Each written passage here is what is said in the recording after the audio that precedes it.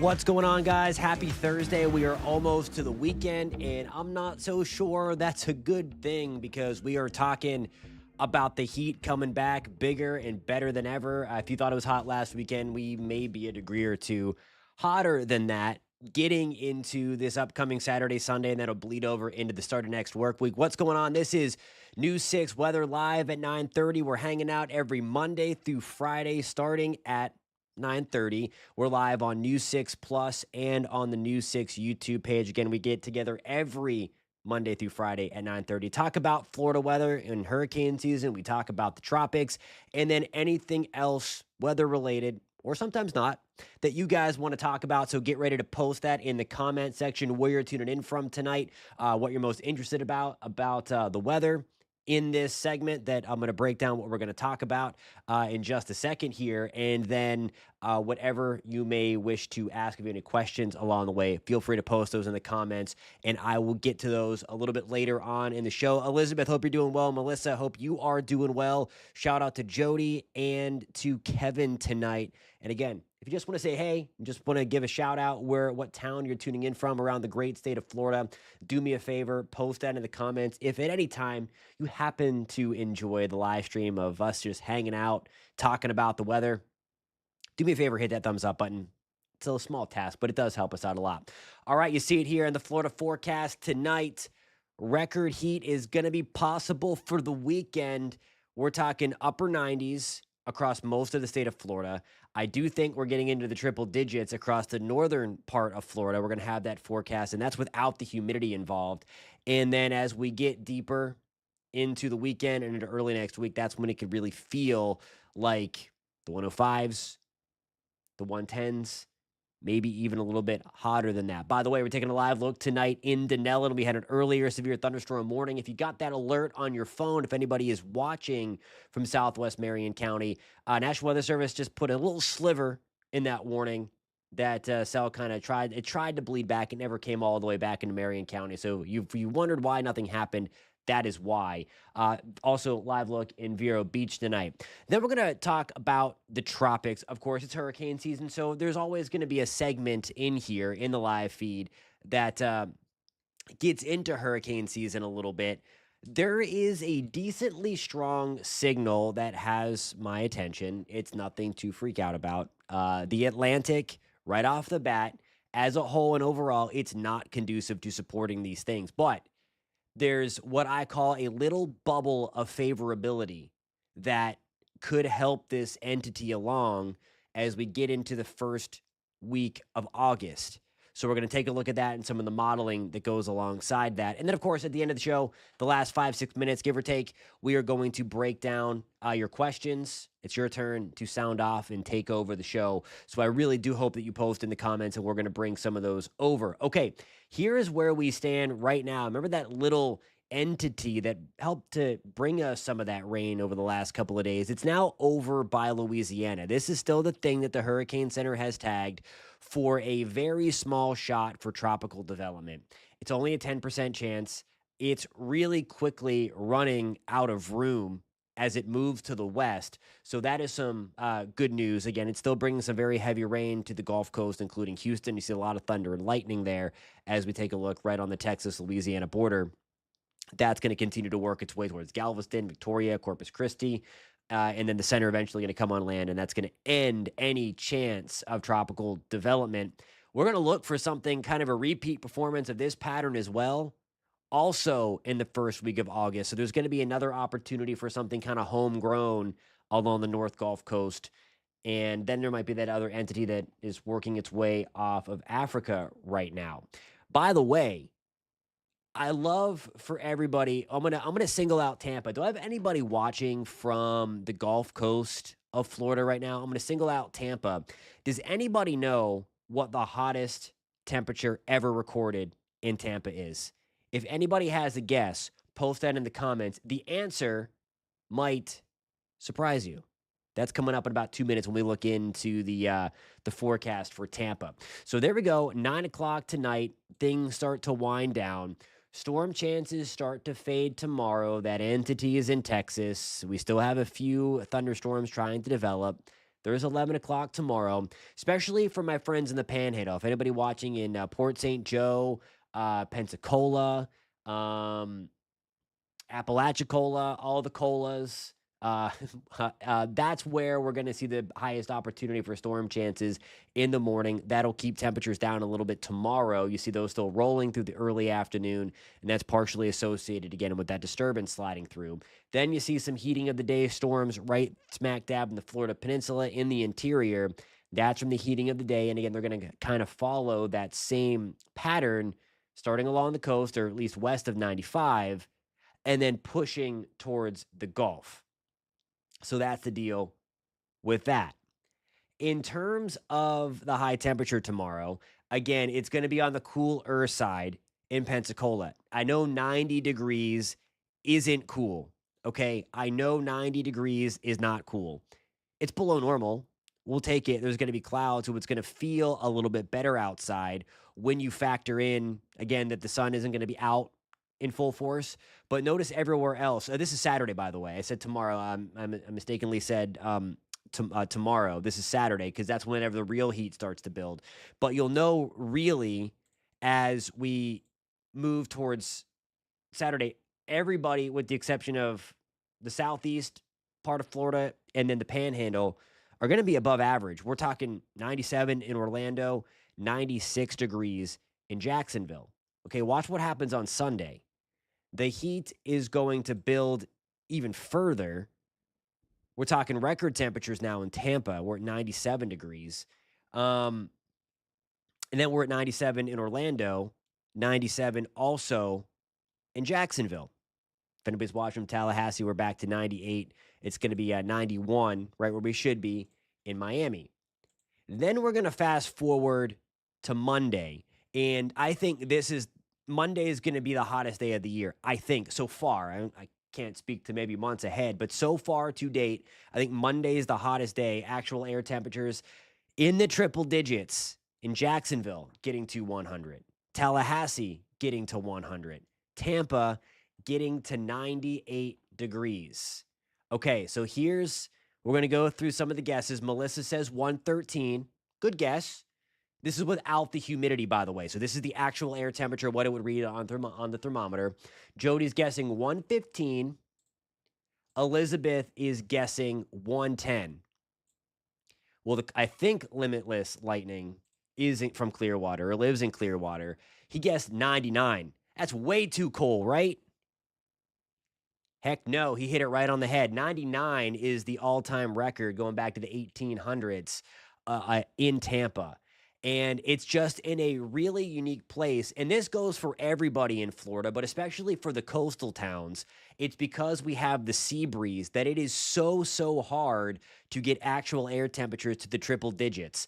And I want to show you this that I put together, some select sites across the state of Florida of the last time 100 degrees was observed across the state. So in Orlando, we did hit it in 2023.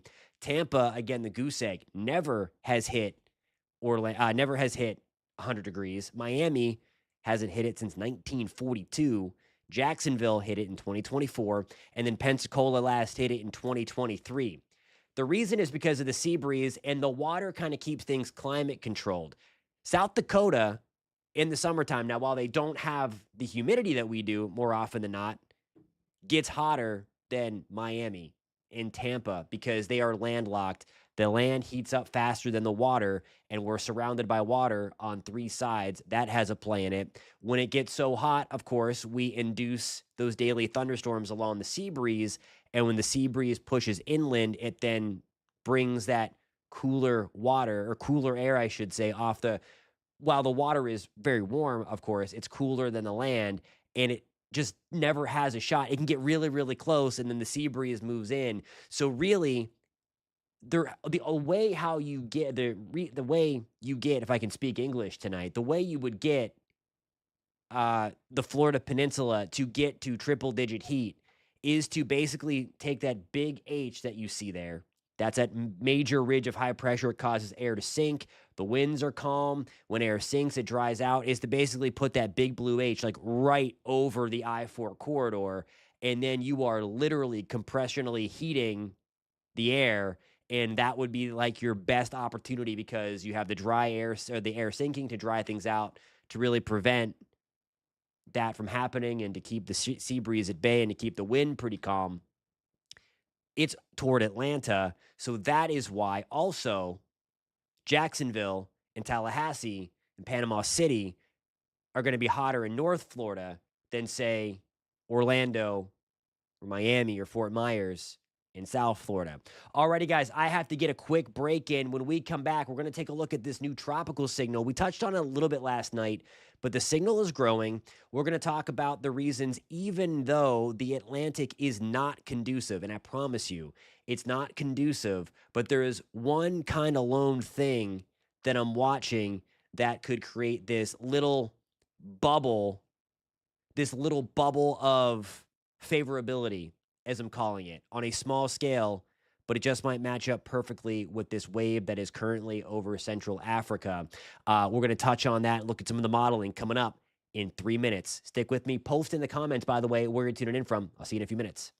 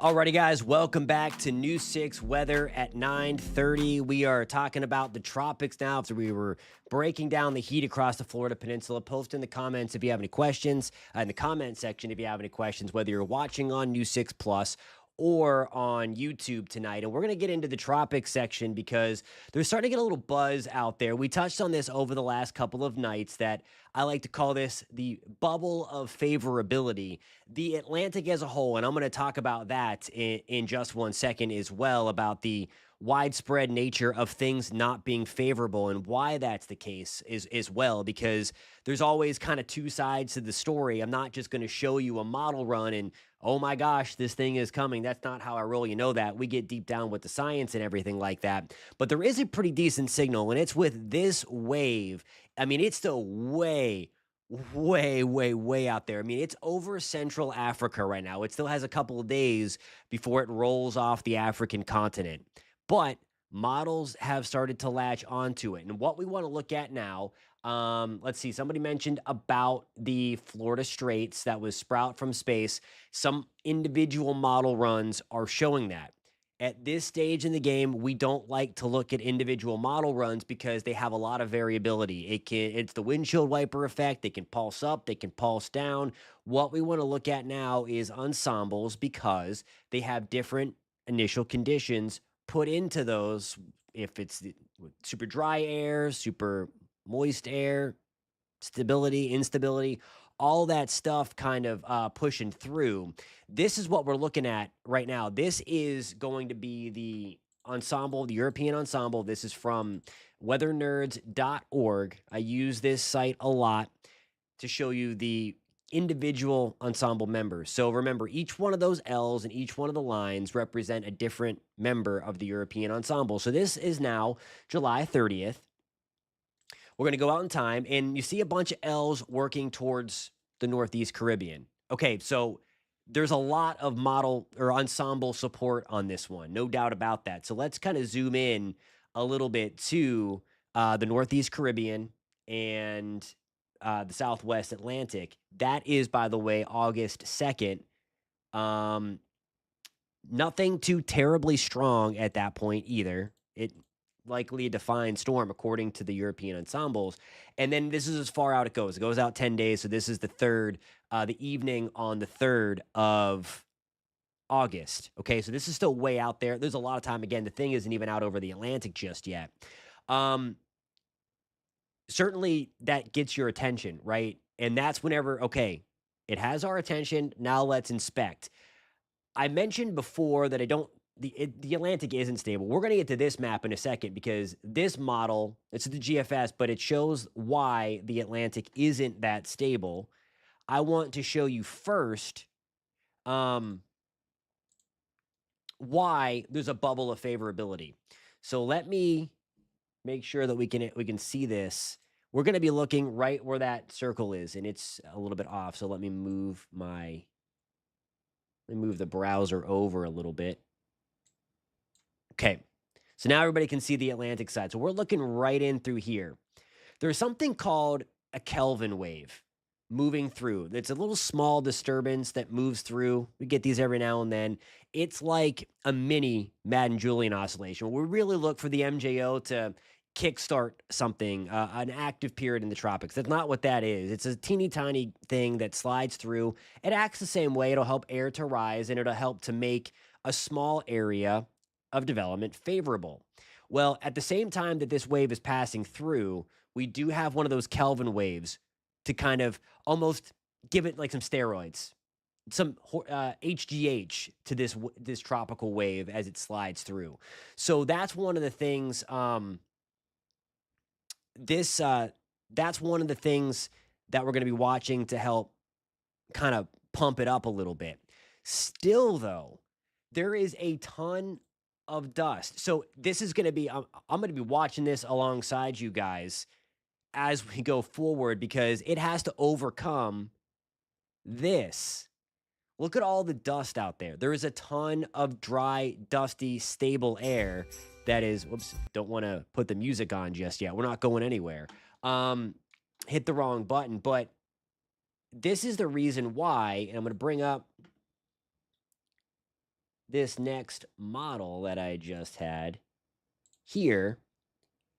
This is a very stable configuration in the tropics.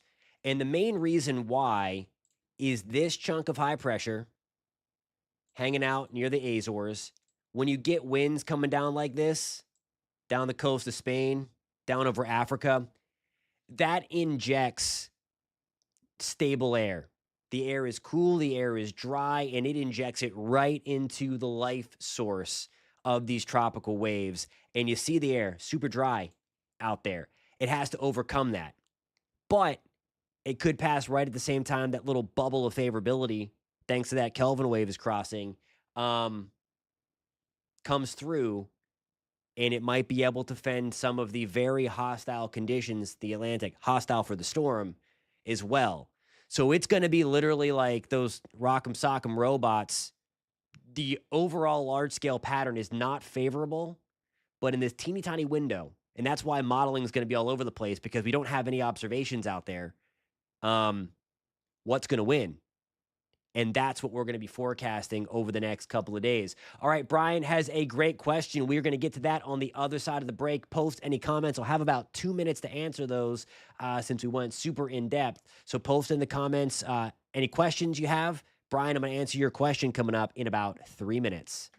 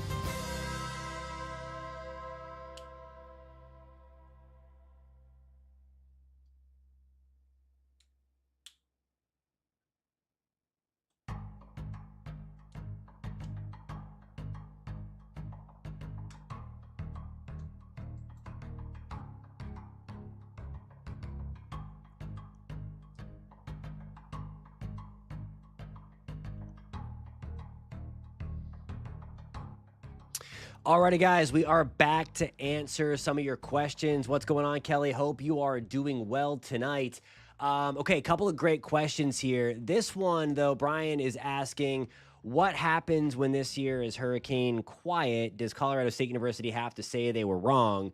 I'm sure they would. I'm sure they'll own it. They're very smart people out there at Colorado State. I know them well, the people that put these forecasts together. However, do not count the chickens before they are hatched. Last year was the same way, where there was nothing really through August minus Beryl.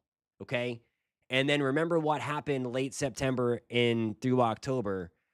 We had super high impact storms come through.